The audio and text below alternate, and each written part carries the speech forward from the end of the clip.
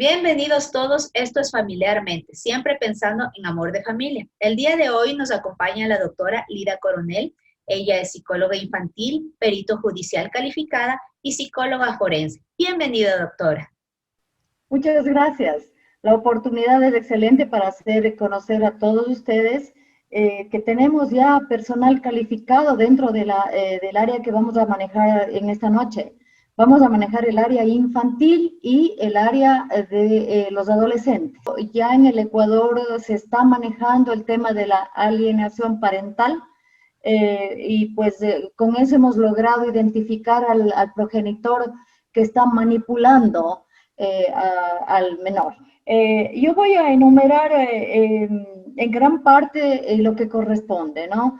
Entonces, para que las personas que nos están siguiendo pues se vayan ubicando y pues sí, de pronto diciendo, sí, esto está pasando con mi hija, con mi hijo, y pues tienen que saber que ya en el Ecuador habemos los peritos expertos en cada área. Por ejemplo, yo soy experta en niños y adolescentes. Entonces, no es lo mismo tener un criterio profesional de una psicóloga clínica que es de la que dispone el Consejo de la Judicatura en Ecuador y también la Fiscalía. Lamentablemente, dentro de estas dos instituciones que están al servicio de las personas, hombres o mujeres, no se trata aquí de género, no se trata, eso hay que aclarar muchísimo, sino más bien de legalidad, eh, de justicia para el padre alienado y sobre todo de no maltrato al menor. Yo soy una defensora de los derechos humanos y los derechos humanos es universal. No se trata de que porque yo soy mujer voy de pronto a defender a una mujer si no tiene la razón. Entonces, ese es el principio ético fundamental en el que yo me baso desde siempre. Defender a la persona que necesita ser defendida, pero con razones. Y por supuesto, dentro de las pericias judiciales que se hacen, pues identificamos al progenitor alienador. Primero, empieza con campañas de injuria. Ese es el comienzo por lo general, ¿no? Una vez que la alienación parental se manifiesta en el niño, este contribuye de manera activa y sistemática con desprecios e injurias dirigidos al progenitor alienado. Quiere decir que, por ejemplo, huye del padre o de la madre, no quiere salir, es porque ya empezó la alienación, ¿no? Ya empezó la manipulación para los que de pronto se les haga un poquito difícil el término alienación, pero dentro del término jurídico y dentro del término psicológico nos manejamos con la palabra alienación. ¿Ok? Ya, como punto 2, explicaciones triviales para justificar la campaña de desacreditación. Como ejemplo, te obligan a comer la sopa, a cepillarte los dientes. Es lo que por lo general pregunta el progenitor que dejó ir con el otro padre, por ejemplo, un sábado. Le dejó ir a casa, ¿no? Para que a casa del otro padre le dejó ir. Entonces, cuando regrese en la tarde o en la noche, dependiendo de la hora que tenga de regreso, le pregunta, está insistentemente preguntando, ¿qué te dieron? ¿Qué dijeron? ¿Qué comieron? ¿Qué hicieron? Es otra cosa que es una alienación. No debería preguntarle porque si el niño llega, por ejemplo, feliz y contento, pues es necesario nada más que el padre que tiene a cargo la custodia simplemente le abrace, le dé la bienvenida y eso sería todo, pero no se da lamentablemente según mi experiencia dentro de consulta y dentro de los peritajes, pues no. Siempre el padre alienador tiende a preguntar muchísimas cosas y por supuesto muchas veces el niño se siente como en la obligación de incluso de mentir. Ahí también hay otro objetivo que de pronto sí hay que aclarar, porque si le está preguntando mucho, algunos niños se molestan y otros tienden a mentir. Entonces vamos al tercer punto. Ausencia de ambivalencia en su odio al progenitor alienado. El niño alienado no muestra ambivalencia en sus afectos u odios. No siente culpa. Fíjense, no siente culpa. Es claramente frío y definitivo en su rechazo. Cuando ya el niño está alienado, ya, o sea, es como que ya no te importa el otro progenitor, no le interesa. 4. Ausencia de sentimientos de culpa.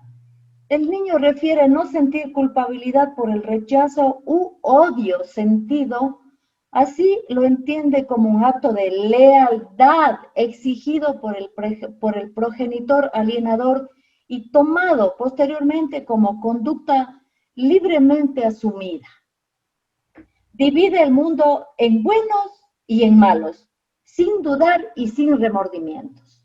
Por ejemplo, se hace a la madre alienadora o al padre alienador. Entonces, no tiene remordimientos. ¿Por qué? Porque ya le manipularon lo más que pudieron. Le compraron ropa, le compraron juguetes, le compraron Nintendos, le permiten hacer lo que quieran en casa. O sea, no existen incluso reglas dentro de casa. ¿Por qué? Porque les interesa tenerle del lado de ella o de él. 5. Defensa del progenitor alienador. El hijo toma parte activa en las disputas de sus progenitores. El niño siente que debe tomar partido asumiendo la defensa del progenitor alienador. Lo apoya en la alienación de manera consciente y esto supera todo intento de razonamiento. Fíjense, supera todo intento de razonamiento, no le importa. Si el menor está alienado, no le importa. Muy al contrario de lo que yo, por ejemplo, antes de ser psicóloga infantil, pensaba, no, el niño no se va a dejar, o algún momento el niño se va a dar en cuenta quién es el padre malo y quién es el padre bueno. No es verdad, no creamos eso, no es verdad. El niño se siente identificado con el padre alienador. Y es una cosa muy preocupante, además, que debería ser tratado en un consultorio psicológico, porque ya cuando entra posteriormente en procesos judiciales ya se va complicando el tema. Entonces tenemos luego escenarios prestados, esto también es muy importante. Presencia de escenas, conversaciones, actos y expresiones que el hijo adopta como propios o realmente vividos cuando jamás estuvo presente. O esto sería imposible, incongruente, incoherente por la edad del niño. Fíjese, a veces los padres, la madre o el padre alienador está conversando con su amiga, con su madre, de algunas cosas muy malas y el niño adopta como propias. Sí, eso es muy preocupante. Tenemos otro fenómeno denominado pensador independiente. El niño afirma que la idea de rechazar al progenitor ausente es exclusivamente propia, en clara alusión a una sobreidentificación con el alienador. Otra, dificultades al momento de ejercer el derecho de visita. Esto es trágico ya, ustedes ya saben que es así.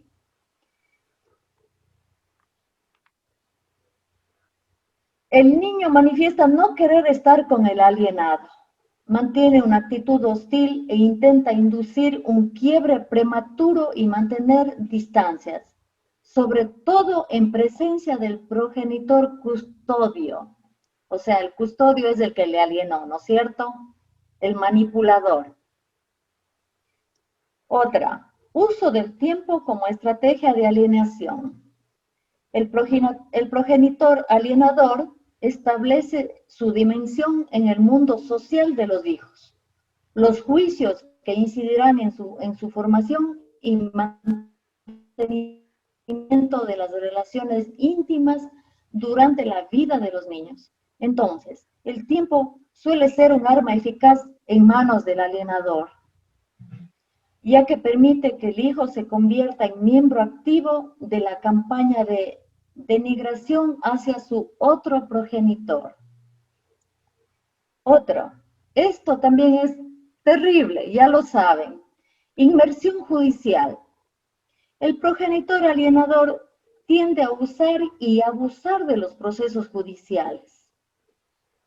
y la supervisión de las visitas, pues interroga a su hijo sobre lo que han hecho, visto u oído en las visitas con el otro progenitor. Y otro, indicadores de inicio de manipulación y sugestión maliciosa en el proceso de alienación. Obstrucción inicial al contacto, manipulación sutil de los afectos y lealtades del niño. Fíjese, o sea, como es esto que les he leído es una parte de un proceso legal que yo mantuve realmente en defensa de uno de los progenitores que era alienado. Entonces pude identificar esos puntos que los he leído en ese proceso, pero obviamente hay muchísimos más, ¿no? Que se manejan de forma totalmente absurda. Lamentablemente en la función judicial o en la fiscalía no hay personal experto en este tema. Eso es lo que más me preocupa en realidad, porque cuando intervenimos nosotros los peritos judiciales calificados, que somos particulares, muchas veces recibimos el rechazo de los jueces y de los fiscales, pese a que tenemos una calificación que nos acredita como tales, porque hemos presentado suficiente cantidad de elementos que nos permite demostrar nuestro conocimiento, nuestra capacidad. Además, nosotros los peritos judiciales calificados damos un examen, un examen y que tenemos que aprobar para poder ser calificados, y pues muchas veces no es tan considerado. Me gustaría hacerle algunas preguntas algunas que han venido de papitos o mamitas que obviamente están interesados en el tema y otros que me han ido surgiendo a lo largo de su exposición. Bueno, usted obviamente algunas ya las ha respondido, con todo lo voy a hacer porque podemos ahondar un poquito más en la información de ser el caso o dar una perspectiva que tal vez en su momento no se entendió tan clara y ahora se va a entender un poquito mejor. Me parece perfecto. Ya que la alienación parental no es reconocida en el país, ¿cómo se puede sacar a la luz los daños ocasionados a los niños y niñas y usarlo adecuadamente ante la autoridad judicial? De hecho, estos puntos que yo les he leído corresponden a un proceso que se llevó a cabo en una de las ciudades, porque como yo soy perito a nivel nacional, fui contratada para una de las provincias de una ciudad específica para poder determinar, y por supuesto, pues sí, o sea, se devolvió la custodia a la madre, porque en ese caso muy particular, digamos, porque no es la generalidad, digamos, en ese caso el padre tenía la custodia y la madre reclamaba. Entonces, en ese caso se pudo determinar todo esto que les he leído anteriormente, pero no, un poco me gustaría explicar cómo es que yo trabajo para poder determinar todo lo que yo les estoy manifestando. No es una invención mía para nada. O uso por ejemplo, el test de los colores, la observación, la conversación, aplico de pronto el tema, en este caso, por ejemplo, he aplicado, bueno, el test de los colores, cómo el niño dibujaba a su familia. El test del dibujo es muy importante, importantísimo, porque cuando el niño hace el dibujo, yo le puedo aplicar ya el test de los colores, por ejemplo, ¿no es cierto? Porque ya veo con qué color le dibuja al papá, a la mamá, a la abuela, a la tía, y ahí puedo un poco ya determinar el test de los colores, cómo ubica, incluso ¿a quién dibuja primero? ¿Cómo le dibuja su rostro?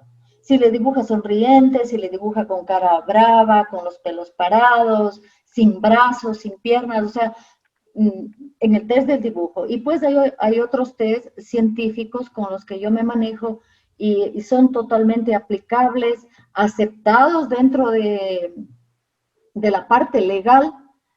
No hay forma de que rechacen un test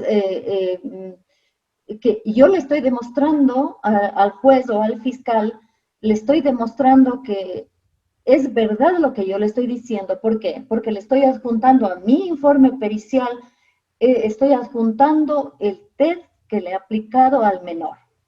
Es importantísimo. Eso no hacen hasta este momento. Yo no he visto que las psicólogas clínicas de la función judicial o la fiscalía adjuntan algún tipo de test. Entonces, ¿qué sacamos como conclusión? Que dentro de los peritajes, de las calificaciones como peritos, ahí está claramente indicado que nosotras, todas las psicólogas, todas las peritos, no importa que yo sea particular, la perito de la función judicial, la perito de la fiscalía está en la obligación de presentar el adjunto, el documento, el test que aplicó. Porque yo, por ejemplo, he podido leer informes de la fiscalía donde la psicóloga funcionaria de la fiscalía dice, apliqué el protocolo de Nietzsche, pero es falso, porque en el momento en el que yo veo la cámara Gesell, donde se hace la entrevista al menor, no aplica nada, o sea, absolutamente nada.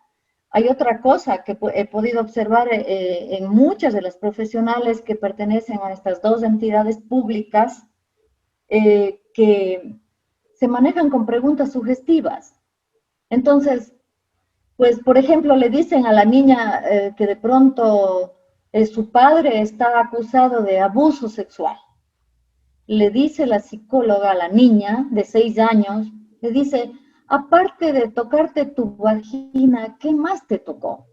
Esa es una pregunta totalmente sugestiva y que no cabe dentro del protocolo. Nunca, jamás se le debe hacer una pregunta tan directa a una menor de edad, a un menor de edad, a quien quiera que fuera, no importa el sexo.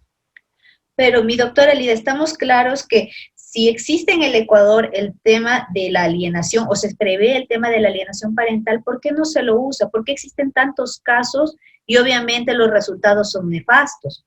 Entonces, ¿qué está sucediendo? ¿Cuál puede ser ahí la falla? La alienación parental está totalmente aceptada dentro del país. De hecho, yo he manejado una pericia donde el juez aceptó porque le expliqué ampliamente el tema de la alienación parental. Tenemos libros y libros sobre alienación parental y más que todo se le aplicó los test que corresponden, test científicos, no inventados por mí. Entonces, en el momento en el que yo le adjunto al juez y le demuestro que la alienación parental se está dando de esta forma, como por ejemplo, no salgas porque tu madre viene a verte con los de la DINAPEN. Y el señor de la DINAPEN es la policía y le va a llevar a tu papá y a tu abuelo, les va a llevar preso. No salgas. No te encuentres con tu madre en este caso específico, pero puede ocurrir exactamente lo contrario con el otro progenitor, ¿no? Es solamente el ejemplo de este caso. Entonces, es totalmente aceptado, existe la alienación parental y pues de ahí pues ha resultado un éxito. ¿Por qué? Porque podemos demostrar que el padre o la madre está alienando a su hijo en contra o en desmedro del otro progenitor. Entonces el juez va a entender, pero necesitamos adjuntar documentación, no solamente literatura, no solamente parte de libros o yo qué sé. Tenemos que adjuntar toda la documentación que corresponde, las evaluaciones que se han hecho, las observaciones que se han visto dentro de la consulta. Y pues eso es todo y no hay por qué perderse. El juez o el fiscal tiene la obligación de aceptar que hay la alienación parental cuando la psicóloga o el psicólogo infantil lo ha demostrado. Perfecto, mi doctora. Siguiente pregunta. ¿Cómo se logra sancionar a un perito que ha elaborado un informe o que ha actuado de manera inadecuada en un juicio perjudicando al otro progenitor o a la otra parte? Bueno, ese ya entra en el campo legal y allí sí ya interviene el abogado defensor de la parte alienada. Él o ella tiene la obligación de demandar, porque sí, se ha cometido una injusticia y se ha manipulado sobre todo al niño y de ahí ya partimos con el tema del maltrato infantil. Yo tengo un libro escrito por mí que se vende en el mundo a través de, bueno, de algunas redes, ese libro, ahí explico absolutamente todo lo que es maltrato infantil. Y por supuesto, maltratar a un niño es alejarle de su progenitor, alejarle de sus abuelos, de sus tíos, de sus primos, sin una razón alguna, muchas veces llevadas o llevados por el odio, la rencilla, los problemas conyugales, o muchas veces se trata de cuestiones económicas. ¿Ya? Perfecto. Siguiente pregunta. ¿Por qué los especialistas no dan informes profesionales que guíen al juez y solo transcriben lo que dice el padre o la madre en este caso? Quisieran que existan más criterios profesionales que guíen al juzgador. ¿O cómo se puede alcanzar eso? Pues es algo que en mi práctica profesional como perito judicial, que lo llevo desde hace un año y algo más, pues me ha desilusionado totalmente ese tema, lo que usted me acaba de preguntar, porque la psicóloga de la función judicial o la psicóloga de la fiscalía, pues simplemente no le importa haber hecho un mal trabajo. Entonces ahí yo creo que tendría que intervenir ya el abogado, porque nosotras en el momento en el que nos contratan, lo que hacemos es presentar un informe, pero sí me parece totalmente injusto, muy injusto que le mantengan separado al niño o a la niña hasta 5 años, 6 años lejos de su progenitor. Entonces ahí sí ya tendría que el abogado o la abogada emprender una demanda por maltrato infantil, por manipulación, por alienación parental. Hay hay muchas figuras legales donde ya el abogado tendría que, eso sí, tiene que respaldarse con el informe psicológico, es muy importante. Si un padre o una madre no están de acuerdo con el peritaje que ha realizado uno de los funcionarios del Consejo de la Judicatura, que como usted denunciaba, la mayoría son psicólogos clínicos, Sí. ¿cuál sería el procedimiento a seguir? ¿Y tiene el mismo peso, el nuevo peritaje que lo tendría el del psicólogo de la Judicatura? Pues tiene el mismo peso, sí. Ahora, el procedimiento es que el abogado o la abogada entre al Consejo Nacional de la Judicatura y allí estamos enlistados los peritos y pues el abogado o la abogada va a poder determinar cuál es su necesidad. ¿Qué necesita? ¿Un psicólogo clínico? ¿Necesita un psicólogo infantil? ¿Qué necesita? Si se trata de un niño, o sea, automáticamente, créanme, o sea, tiene que ser un psicólogo infantil porque nosotros conocemos exactamente cómo manejar el tema. No se dejen llevar por un psicólogo clínico, ellos están como direccionados en otro sentido, mientras que los especialistas en niños, pues obviamente la palabra lo dice, somos especialistas en niños y podemos manejarnos. Entonces, el peritaje nuestro tiene igual de peso que el informe pericial de una psicóloga de la función judicial o incluso de la fiscalía. Tanto es así que el juez o el fiscal pide una dirimencia, un dirimente. Hoy en la mañana estuve en Guayaquil porque yo vi un peritaje de la psicóloga clínica de la fiscalía.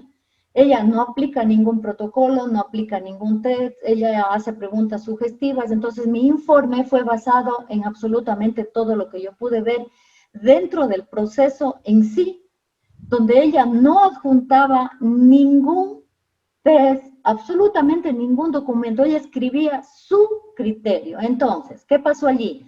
Llegué yo, observé todos los cuerpos del juicio y además, obviamente, tuve acceso a la cámara GESEL, a ver nuevamente el video.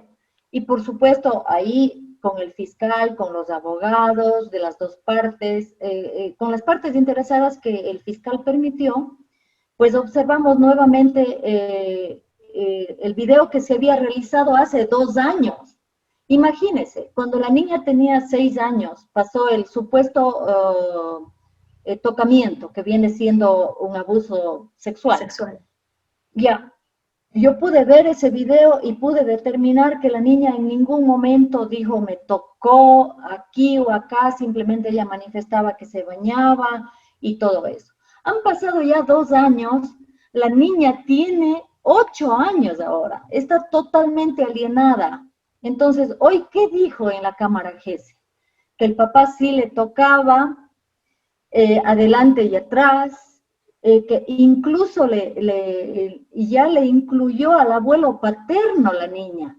Fíjese, 2 años después está totalmente alienada, por eso es muy, muy importante que los procesos se lleven lo más rápido posible a la inmediatez de lo ocurrido.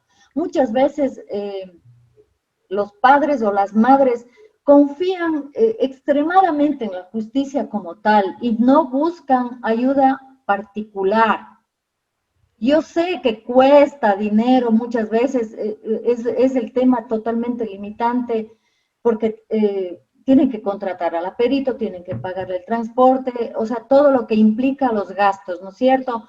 Pero ante estar en la fiscalía y ante una amenaza latente de ir a la cárcel, yo creo que es indispensable la contratación de un peritaje particular que obviamente la ley permite. Entiendo, doctora, por lo que usted dice, que este tema de la manipulación o la alienación parental es tan grave que los niños crean incluso realidades alternas, o sea, se llegan a creer situaciones que son inducidos. Fuera de esas, ¿cuáles serían las otras consecuencias que tiene la alienación para usted en su experiencia? ¿Ha visto a largo plazo que existe alguna consecuencia o varias consecuencias? Sí, muchísimas, muchísimas. Primero, el tema de no relacionarse, de romper el vínculo familiar con la familia del padre alienador. Imagínense, se pierde la mitad del vínculo familiar. Recordemos que la familia es nuestro primer grupo social, pero no solamente es la familia del padre o la madre, son las dos familias. Entonces, romper ese vínculo le trae muchísimas consecuencias muy malas que se convierten en un maltrato infantil. Es un maltrato infantil con todas las derivaciones que eso implica, con todas, absolutamente todas. Tienen problemas en la escuela, por ejemplo, tienen problemas de comportamiento, problemas de identidad, el tema por ejemplo, orinar de nuevo en la cama cuando ya son niños de 7, 8 años, vuelven a eso, tienen problemas de identificación personal. Imagínense cuando el niño o la niña crezca un poco más y diga yo, como vi hoy en Guayaquil, por ejemplo, cuando la niña se dé cuenta en algún momento lo que hizo, le denunció a su abuelo, una persona muy anciana, y además dijo que su padre en realidad le tocó. O sea, no, eso no pasó.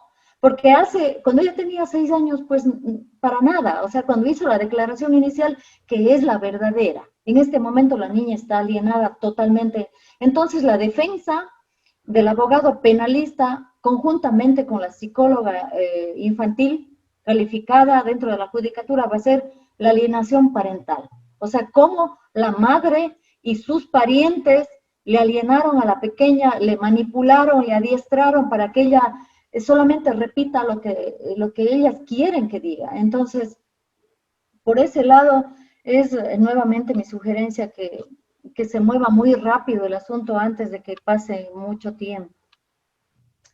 Doctora, cuando el niño defiende a un progenitor, ¿necesariamente hablamos de alienación parental? No necesariamente. No necesariamente porque el niño puede haber visto, por ejemplo, maltrato físico, maltrato psicológico dentro de casa, por decir algo antes de la ruptura matrimonial, puede el niño haber visto eso, ¿no? Que sí, en verdad el padre o la madre maltrataba de palabra u obra a su cónyuge. Entonces, no necesariamente, por eso es que nosotros aplicamos los tests para poder determinar, porque hay que tener muy, muy claro qué es lo que está pasando. Mientras yo, como profesional, no tenga clarísimo qué es lo que está pasando, yo sigo aplicando test, que tenemos una variedad muy, muy grande para poder determinar el tema de la alienación, si es que se dio o no, y por qué, y cómo, y cuándo, y todas las respuestas están allí dentro de los test, y dentro de lo que el niño a su vez va contestando. Doctora, ¿puede haber alienación parental antes de una separación o divorcio de los progenitores? Sí, sí puede haber porque el padre por lo general ausente es el que no está en casa, ¿no? El que va a trabajar o la madre que va a trabajar, por ejemplo. Entonces, puede decirle, mira, tu padre no viene porque se quedó con el amante o tu madre no llega porque se quedó con el amante y empieza un poco a manipular la conciencia del menor. Entonces, también eso lo vamos a determinar a través de los dibujos, a través de las preguntas, a través de las entrevistas, porque es parte de nuestro trabajo entrevistar al menor, pero no con preguntas directas. No, jamás, jamás en la vida se puede hacer una pregunta directa a un niño, porque tenemos varios protocolos, como por ejemplo el protocolo de Nietzsche, que es excelente cuando se aplica este test, eh, para que un poco se hagan la idea. No sé si es que tengo tiempo para explicar cómo manejamos el tema del protocolo de Nietzsche. Brevemente sí, mi doctora, por favor, porque ¿Ya? tengo un par de preguntas más. Ya, perfecto. El protocolo de Nietzsche se empieza, por ejemplo, hay una denuncia de abuso sexual en una escuela. 3 niñas le acusan al maestro de educación física que el maestro les tocó a las 3. Entonces, cuando aplicamos el protocolo, primero identificamos al menor, por ejemplo, y en este momento, si es que todos me pueden mirar, yo tengo las uñas pintadas de rojo. Yo le digo al niño, le digo, mira, yo tengo pintadas mis uñas de azul. El niño dice, no, tú tienes rojo. Entonces, en ese momento ya identificamos que el niño diferencia entre la verdad y la mentira. Queda clarísimo eso, ¿no es cierto? Luego nos vamos a la casa. No estamos en la escuela, nos vamos a la casa. Estás en vacaciones o estos días de pandemia, ¿cómo has pasado? ¿Qué has hecho en casa? Más o menos ellos cuentan, nos ganamos la confianza, absolutamente la confianza de los pequeños, y ellos nos cuentan, limpié la casa, dormí, no hice nada, cosas así, ¿no? Estamos en la casa, luego ingresamos a la escuela. Le pregunto yo al menor, por ejemplo, ¿tu profesora, cuando hay fiestas en tu colegio, te hacía participar?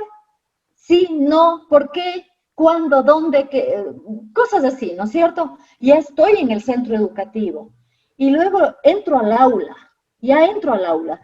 Digo, ¿qué clase qué materias te gustan más?